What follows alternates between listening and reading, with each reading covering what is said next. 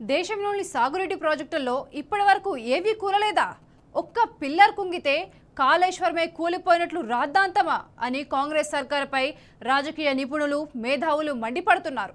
రేవంత్ ప్రభుత్వం కాళేశ్వరం ప్రాజెక్టుపై చేస్తున్న రాద్ధాంతం వెనుక పెద్ద కుట్ర ఉందన్న అనుమానాలు వ్యక్తమవుతున్నాయి. కేంద్రంలోని మోదీ సర్కారు, ఏపీ సీఎం చంద్రబాబుకు తలొగ్గిన రేవంత్ రెడ్డి మేడిగడ్డ పిల్లర్ కుంగిన సాకుతో గోదావరి నీటిని తరలించుకుపోవడానికి చేస్తున్న పన్నాగంలా కనిపిస్తోందని అంటున్నారు.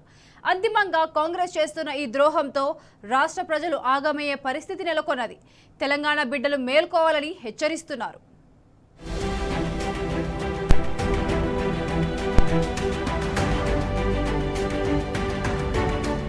ప్రయోజనాల కోసం ప్రభుత్వాలు కొన్ని ప్రాజెక్టులు చేపడతాయి. ఏదో ఒక సాకు చెబుతూ పిటిషన్లు వేసి వాటిని అడ్డుకోవడం సరికాదు. తెలంగాణలోనూ ప్రపంచంలో అత్యంత ప్రతిష్టాత్మకమైన కాళేశ్వరం ప్రాజెక్టును నిర్మించారు.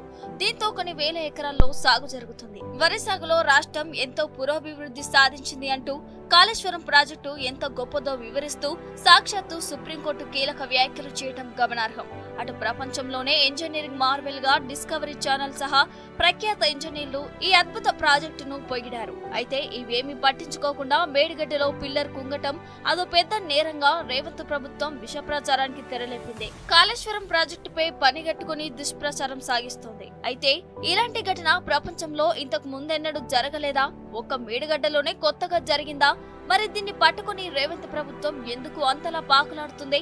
తెలంగాణ తొలి సీఎం కేసీఆర్ కాళేశ్వరం నీళ్లతో తెలంగాణను సుభిక్షం చేసిన సత్యాన్ని విస్మరించి ఆయన్నే దోషిగా నిలబట్టేందుకు కాంగ్రెస్ ప్రభుత్వం ఎందుకు ప్రయత్నిస్తుంది అన్న ప్రశ్నలు మేధావుల మెదళ్లను తొలుస్తున్నాయి.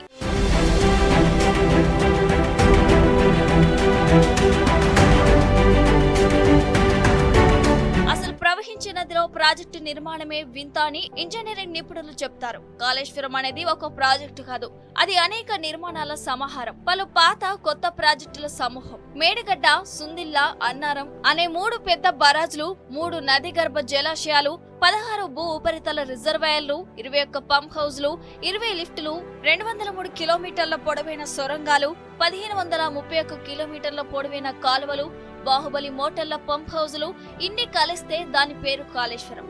దీన్ని ఒక్క ప్రాజెక్టు అనడం కంటే ఓ మిషన్ గా వ్యవహరించాల్సి ఉంటుంది. అయితే ఇంత పెద్ద నిర్మాణాల సమాహారంలో మేడిగడ్డ అనే ఒక బరాజ్ పిల్లర్ కుంగితే కాళేశ్వరమే కూలినట్టు రేవంత్ సహా కాంగ్రెస్ నేతలు దుష్ప్రచారం చేస్తున్నారు. మోదీ స్వరాష్ట్రం గుజరాత్, బీహార్లో పాలకులు అసలు ప్రాజెక్టులనే కట్టలేకపోతున్నారు. నిర్మాణంలో ఉన్న ప్రాజెక్టులు, బ్రిడ్జిలు పేకమెడల్లా కూలిపోతున్న ఘటనలను చూస్తూనే ఉన్నాం. ఇక్కడ మాత్రం ఒక్క పిల్లర్ కుంగినా దానికే కాంగ్రెస్ నాయకులు రాద్ధాంతం చేస్తున్నారు.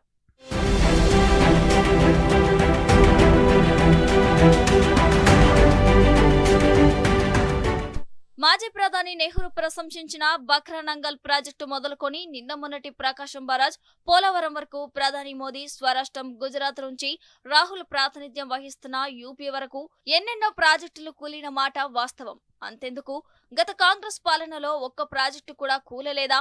ఇప్పుడు కాళేశ్వరం విషయంలో కేసీఆర్ ను బదనం చేసినట్టే తమ పాలనలో కూలిన ప్రాజెక్టులకు కాంగ్రెస్ బాధ్యత వహిస్తుందా? ఆ విధంగా సీఎం రేవంత్ ఒప్పించగలరా?